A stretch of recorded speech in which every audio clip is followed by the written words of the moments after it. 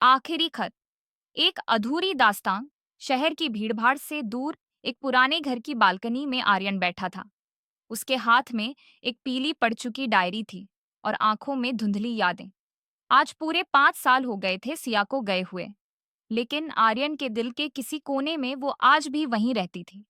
सिया और आर्यन की दोस्ती कॉलेज के उन गलियारों में शुरू हुई थी जहां हंसी और मजाक का कोई अंत नहीं था। सिया चुलबुली थी और आर्यन थोड़ा खामोश। वो अक्सर कहती थी, आर्यन, तुम इतने चुप क्यों रहते हो? कभी तो अपने दिल की बात कह दिया करो। आर्यन बस मुस्कुरा देता। उसे लगता था कि अब भी बहुत वक्त है।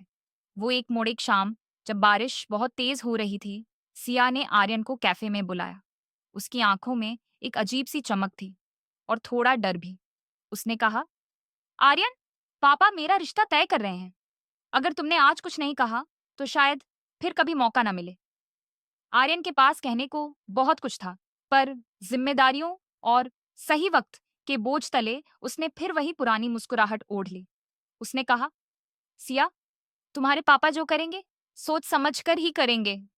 तुम खुश रहोगी। सिया की आंखों में एक आंसू चमका।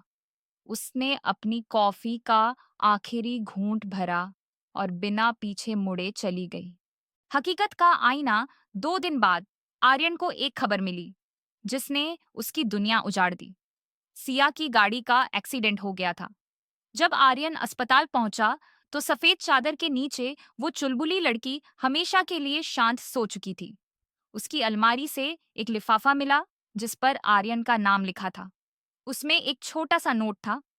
मैं जानती थी तुम कुछ नहीं कहोगे, पर मैं बस ये सुनना चाहती थी कि तुम मुझे रुकने के लिए कह दो।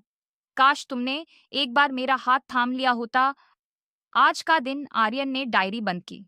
उसने दुनिया में सब कुछ पा लिया था, पैसा, शोहरत और कामयाबी। बस वो एक हाथ नहीं था जो उसे थाम सके। उसे समझ आ गया था कि जिंदगी में सबसे भारी बोझ अधूरी बातों का होता है। हम अक्सर सही वक्त का इंतजार करते हैं, जबकि वक्त कभी सही नहीं होता, बस गुजर जाता है। सीख, जो दिल में है उसे कह दीजिए, क्योंकि कभी कभी कल कभी नहीं आता और पीछे रह जाता है तो बस एक उम्र भर का पछतावा।